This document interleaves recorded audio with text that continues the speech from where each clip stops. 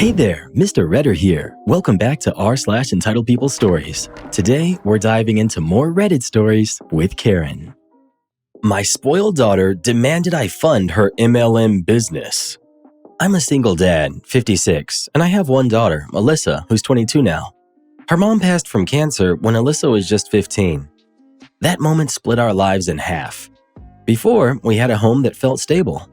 After, it was like someone flipped the world upside down and just left us there to figure it all out. Alyssa was never a bad kid, but after her mom died, her whole demeanor shifted. She got angrier, more distant, and more demanding. I told myself it was grief. I gave her space, more freedom, more grace than maybe I should have. I thought, let her breathe. Let her process it however she needs to. But as time went on, it didn't get better. The entitlement crept in slowly. She stopped asking and started expecting. Her tone changed. She got used to me covering for everything. After high school, she went to college for a year, then dropped out without warning. She said it just wasn't for her. I didn't pressure her about it, even though I'd paid for the semester in full. She came back home and moved into her old room like nothing had happened. I didn't charge her rent. I paid for her car, her phone, her insurance, her food. I kept thinking she'd get it together, that maybe it was just taking her a little longer to find her way. She took a part-time retail job for a few months, but one day she came home and said that she quit. Said she wasn't built to work for other people. She wanted to be her own boss. Last fall, things really started to spiral. She got introduced to this skincare business opportunity by a friend of a friend. One of those multi-level marketing schemes dressed up to look like female empowerment. She started talking like she was already a millionaire, posting vague inspirational quotes on Instagram about hustle culture and how everyone who doubted her would regret it when she made her first 6 figures. She started calling herself a CEO after about 4 days. Every time I tried to offer even a little perspective, she'd shut me down with the same line. "You don't get it, Dad. The world has changed." Then came the real ask.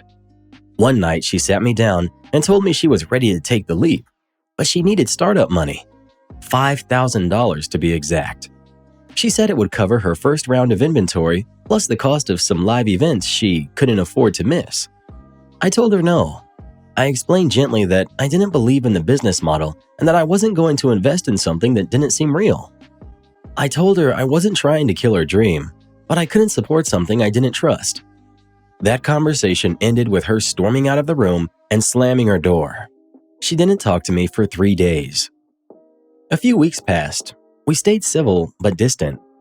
Then one afternoon, I got a letter in the mail from a credit card company I'd never used before.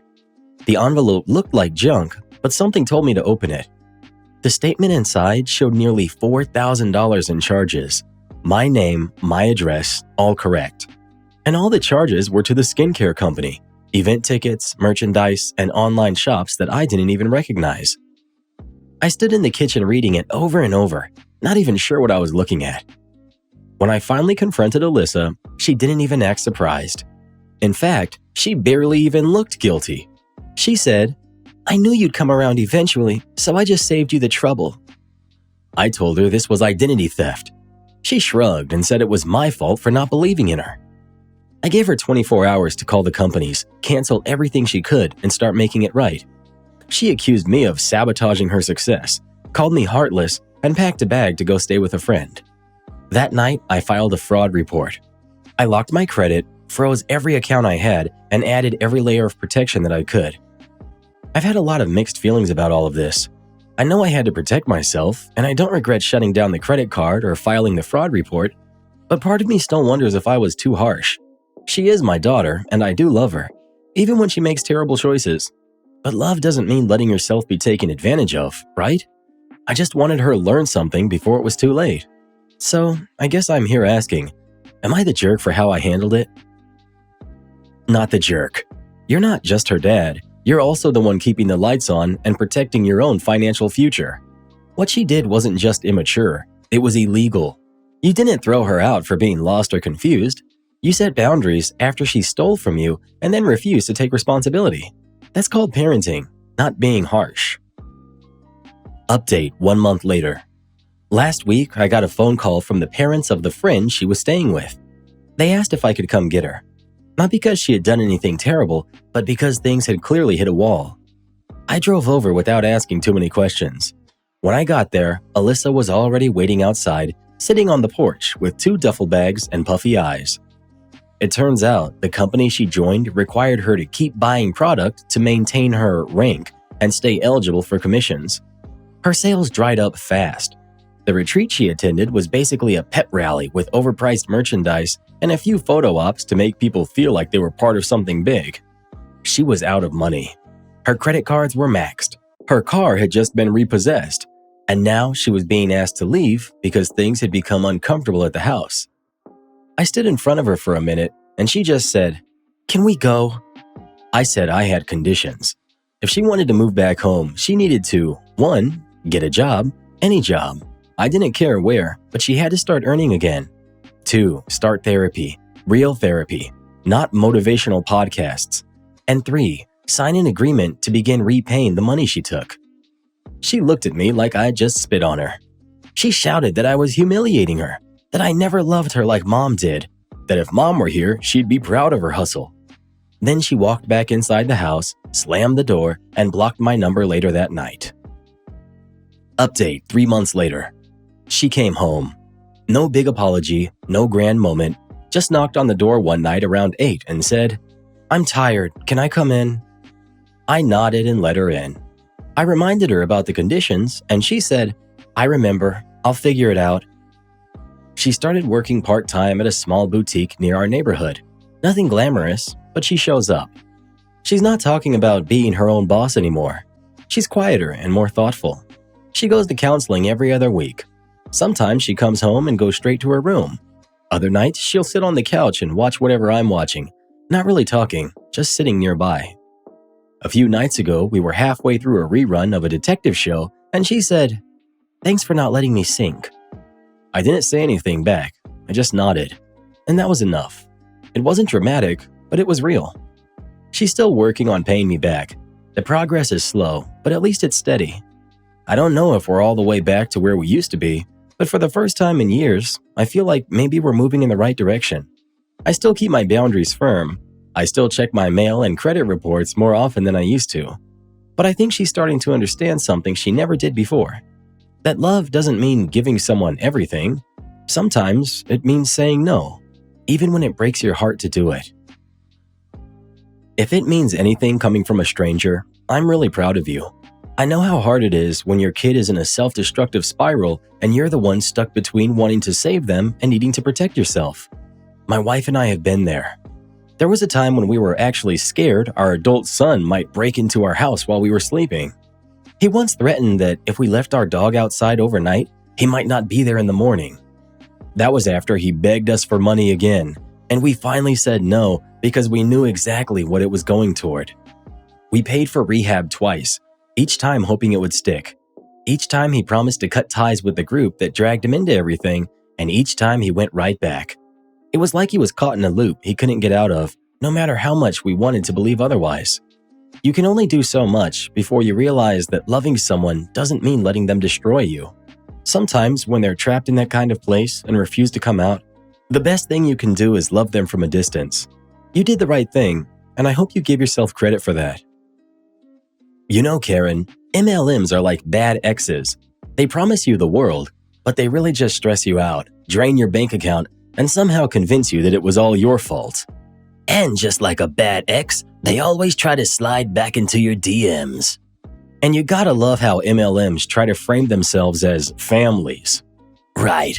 If I wanted to be around a family who drains me in every way, I'd just go to Thanksgiving.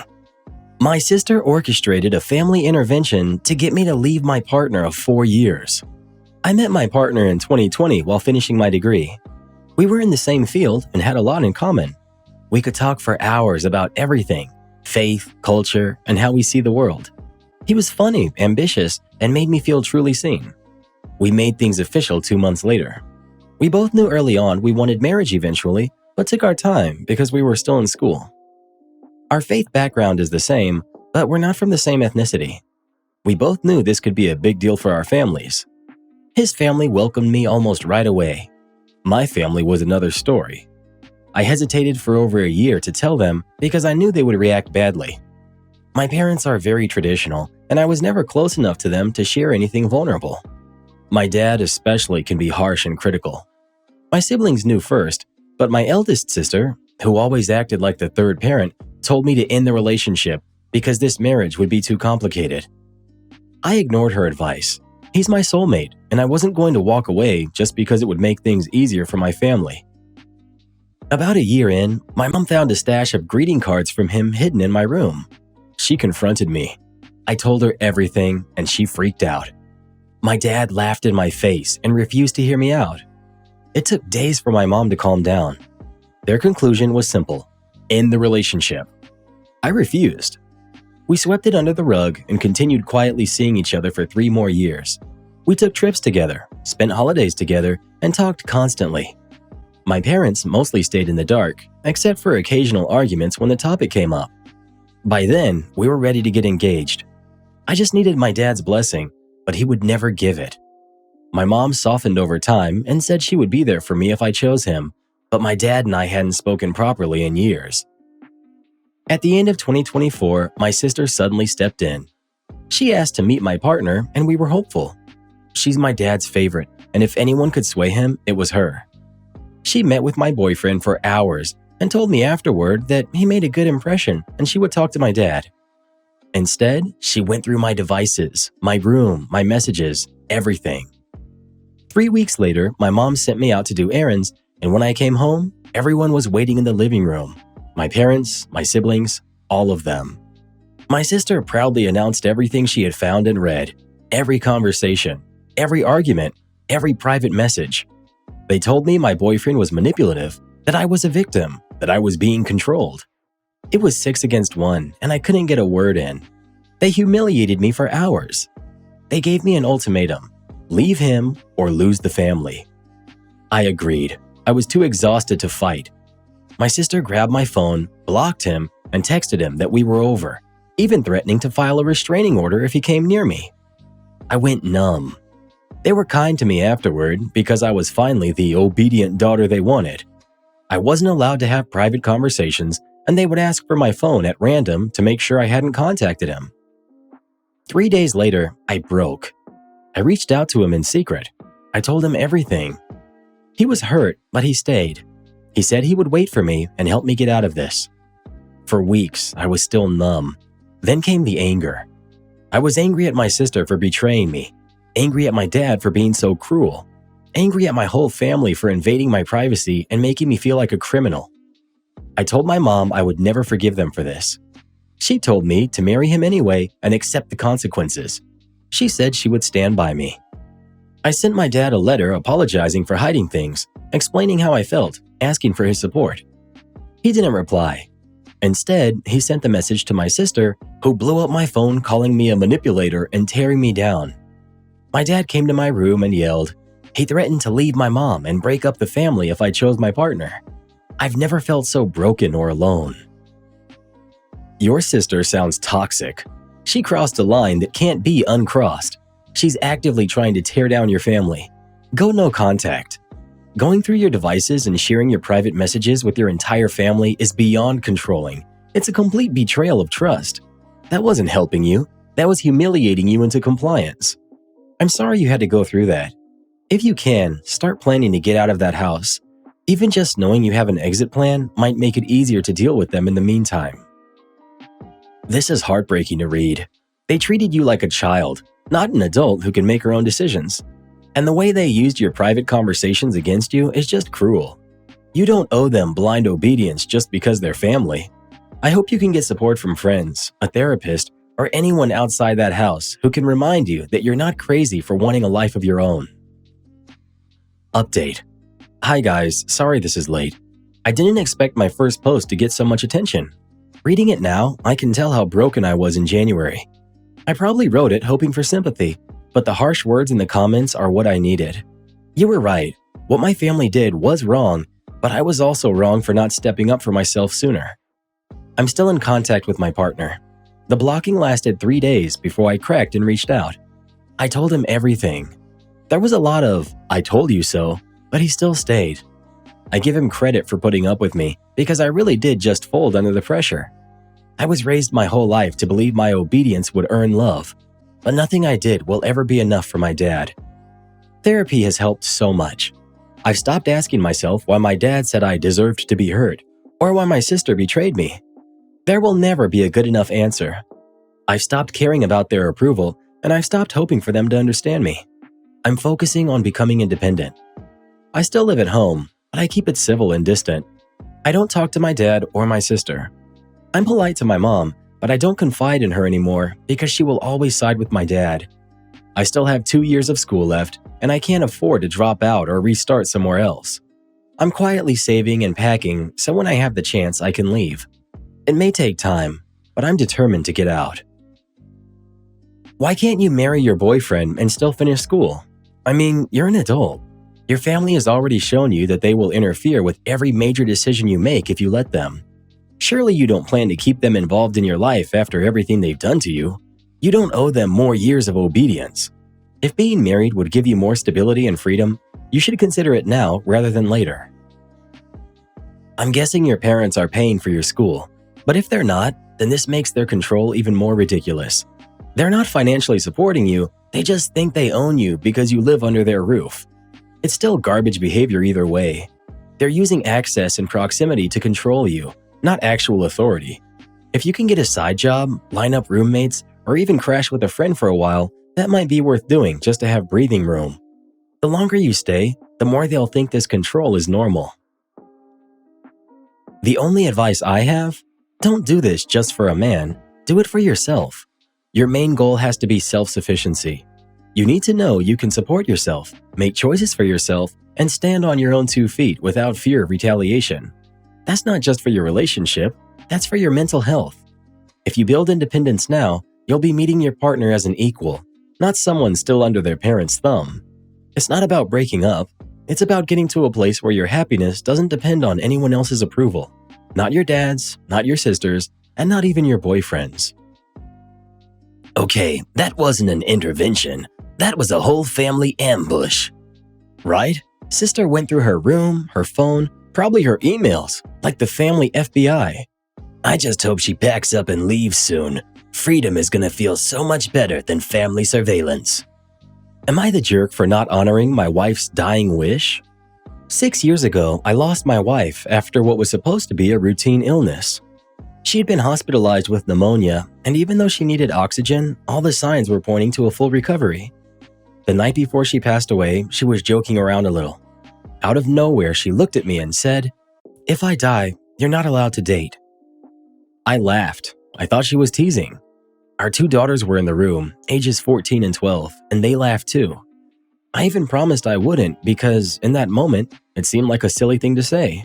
She was supposed to get better. By noon the next day, she was gone. The bottom fell out of my world that day. One moment I was a husband, the next I was a widower with 2 young girls looking at me like I had all the answers. I threw myself into raising them. I went to work, I cooked, I cleaned. I made sure they had rides to school dances and sports practices. I tried to give them stability when I felt like I had none. My world became about my daughters. Now they're grown. My youngest just left for college in August, and my oldest is in her final year. For the first time in 6 years, my house is quiet. Too quiet. I didn't realize how much of myself I had buried just to keep moving forward until the silence hit me. A few years ago, I joined support groups for widowed spouses. At first, it was just to find people who understood, but earlier this year, I connected with a woman who lost her husband around the same time I lost my wife. I wasn't searching for romance. We started talking, and it just felt easy. In March, we started meeting up for coffee. In July, we went on our first date. Since then, we've only been out a handful of times, and we've kept it very low-key. The other night, we went to dinner at a restaurant. I didn't even think twice about it, but our server turned out to be one of my older daughter's friends from high school. I didn't realize how fast word would spread, but sure enough, that night my daughter called me. She wasn't calm. She was screaming at me, telling me I was cheating on her mother, that I was spitting on her grave. She reminded me of the promise I had made in the hospital that night. To her, it wasn't a joke. She took it literally. I had to hang up. I was furious and heartbroken all at once. I told her I'd call her in the morning when I'd had time to think. But all night I kept hearing her words in my head. Was I betraying my wife? Was I betraying my daughters? I'm 45 years old. I don't want to spend the rest of my life alone. But I don't want to destroy my relationship with my girls either. The kicker is that my wife's sister actually texted me after all this happened. She said my wife's request was unfair and that none of her family would judge me if I moved on. She even told me she would talk to my daughter for me. I don't know what the right answer is anymore. Am I wrong for not honoring her request? Am I selfish for wanting companionship after 6 long years? Update. I called my daughter the next morning and asked if I could take her to breakfast on her campus. It's only about an hour away. She agreed, though she wasn't exactly thrilled. When I got there, she already seemed calmer. Apparently, my sister-in-law had talked to her the night before.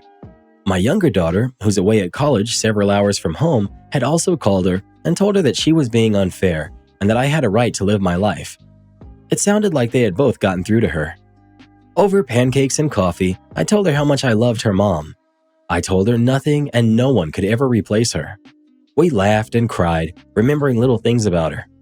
I explained that the comment about not dating was made in passing, like a joke, and that none of us could have imagined she'd be gone in less than 24 hours. I told my daughter I wasn't rushing into anything, and that anyone I dated would have to get along with her and her sister or it wouldn't work. She admitted she still felt upset, but she also admitted it wasn't reasonable to expect me to be alone forever. She apologized for the way she acted. I suggested we go to therapy together when she comes home on winter break. For now, she wants to focus on school, but she promised me she'd think about it. I left campus feeling lighter than I have in years. She didn't magically get over it, but I think she understands me now, at least a little. And for what it's worth, the woman I've been seeing, it's still new. We've only gone out 4 times. We haven't rushed into anything. But for the first time in 6 years, I feel a spark of something that isn't just grief or responsibility. I feel like maybe life isn't over for me. I don't know where things will go, but I know one thing. I'll never stop loving my wife, and I'll never stop being there for my daughters. I appreciate all of the responses and advice from everyone. Wow, your daughter isn't wrong for feeling hurt, but that request from your wife was not realistic. She probably said it half joking, not knowing she'd pass the next day. You gave everything to your kids for 6 years, and now you're just starting to take a step forward. That isn't betrayal, that's survival. Therapy together is a great idea so she can see you're not replacing her mom, just trying not to be alone forever. I have a lot of compassion for OP, but I also get that his daughter is stuck at the age she was when her mom died, probably 14 or 15. No age is easy, but that must have been brutal. She isn't being a brat, she's in grief mode, and every reminder of her dad dating is another reminder that her mom is gone. But OP deserves to figure out a new normal. I don't like move on because grief and love aren't linear. Moving forward feels more right. That poor guy gave 6 years to his kids, and now he's not even allowed to grab dinner with someone? It's not cheating on mom, it's just living life. Glad the daughter came around though. Therapy and honesty beat guilt trips every time. My boyfriend asked me for $1,500 to buy a Halloween costume. I'm 22, female, and my boyfriend, male, 26, we've been together for 4 years. I recently was asked by him if I could get a personal loan under my name so that he could buy a Halloween costume. I'm feeling a bit unsure of how upset I should be or if I even should be upset about it. To explain his current situation, he currently has around $5,000 worth of debt and does not have a job and lives off of payments from the government currently. When he originally asked, I got quite upset since for the last year his financial situation has continued to get worse as I currently pay for his groceries and essentials, and without aid doesn't have basic essentials like toilet paper or soap, let alone food, and can only meet the payments of his rent at the moment. When he asked me for the loan, it was about $1,500, and he wanted to have me open a personal loan since no financial lenders would give him any more money than he currently has on loan. I don't know why I felt like it was my breaking point, but I just cried and told him he was childish for asking me for money to buy something so stupid, and haven't spoken to him for the last few days. He asked me for money when he's already relying on me to buy his groceries and he's in so much debt from buying video games and action figures. I'm struggling to figure out what to even say to him. The reason he wants the loan so bad from me is for more of the same non-essential things that got him into debt in the first place. A custom-made Halloween costume seems like an outrageous thing to want to purchase in his current situation, and he doesn't see it as a big deal, since in his words, "It's not a lot of money for you." And I think I just need advice on what approach might work to help him understand. No matter how much I've tried to explain the strain his dependence on me to support him with his basic needs has been, I feel like my approach isn't working. I would appreciate advice on what steps I can take or what approach I might be able to use in regards to talking to him and trying to resolve this issue in our relationship currently. Tell him it's not a lot of money for you because you would never in a million years even contemplate something so foolish as taking out a 4-figure loan for a holiday that's months away and can be celebrated just as if not more effectively with an old bedsheet and a pair of scissors. Tell him no, or simply laugh as you walk away, hopefully for good, because I don't know why you're trying to convince yourself this is reasonable unless you want to spend the rest of your life in debt catering to an overgrown 5-year-old's every whim. OP. I think I'm struggling and rationalizing it because my boyfriend has already invested about $700 into the costume and has been stressing and nonstop talking to me and showing me pictures of what costume he wants and cried to me over the phone about how he has always wanted to dress up in this costume since he was a kid. He stressed about how life-changing this costume was, and then he told me, "I would happily starve for weeks if it means I can have this costume," which I really don't want him to have to do. He hasn't invested $700. He spent $700 that he doesn't have. This is hugely disturbing behavior. If he starves for weeks because of this costume, he wins a Darwin Award. Why are you still dating this idiot? OP. It's a Spider-Man costume with like ridged webbing and it's screen accurate to the amazing Spider-Man costume from the movies. Come on, have some respect for yourself. This man is already a clown. He doesn't need any costume. Update. I know I seem like an absolute idiot, but I think being with my boyfriend for so long, as well as since high school, made me feel extremely attached and like I wouldn't know what to do if he wasn't around. So in that way, I was definitely dependent on him. To clarify things, it was a Spider-Man costume, and no, I did not give him the money. I spoke to him and he tried explaining that it was his cousin who forced him to ask me for the money, which I didn't believe and ended the relationship since so many of your comments made me realize I have a seriously low standard for my dating pool and will have to reconsider my standards moving forward. I guess the reason I indulged this man for so long was because I felt pity for him and his situation. He lives off government disability payments, and I think as we progressed in our relationship, I slowly became his carer after his family moved away and had no one to take him to his appointments, especially after lockdown, his carer quit, so he didn't have someone to help him in his day-to-day tasks. I understand now that should have never been my job to pick up, and blurring those lines made me become financially and emotionally used as he had no one else to depend on. Anyways, I broke up with him. I'll try to listen to you guys and find someone who is more on my level of stability and self-reliance. I come from a developing country, so it really boggles my mind the government pays people like her ex-boyfriend money to do nothing but sit at home and play video games. My coworker is a totally normal person and he fascinates me. He has no mental health problems like everyone else here and most of the other people in my life. He isn't on any meds, he's physically healthy. I've had to explain my panic attacks, anxiety, my meds, being overwhelmed by basically everything and so much more to him because he's never experienced or heard of them.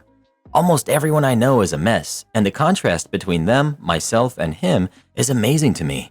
It's like he's a machine. Just some other things. He's never late to work. He doesn't oversleep. He doesn't have trouble sleeping. He doesn't have meltdowns, tantrums, outbursts, or shutdowns. He isn't allergic to anything, and he has no food sensitivities, or at least none that he knows of. He works out every day, either at home or the gym. He has no chronic health issues. He doesn't get stuck or freeze or get trapped in a loop.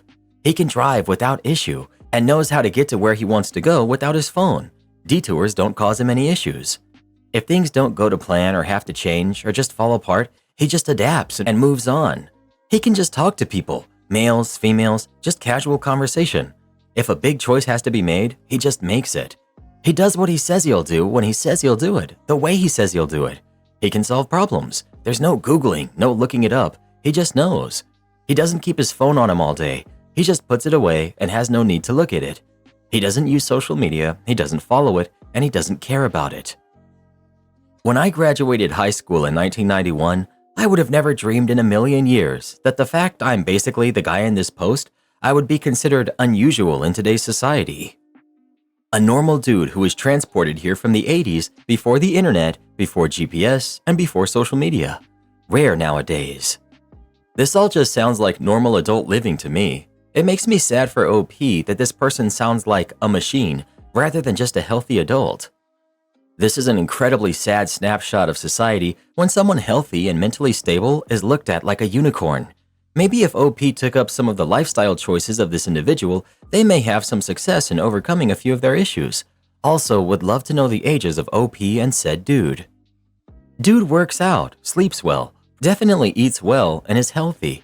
Dude probably has micro good habits associated to these things.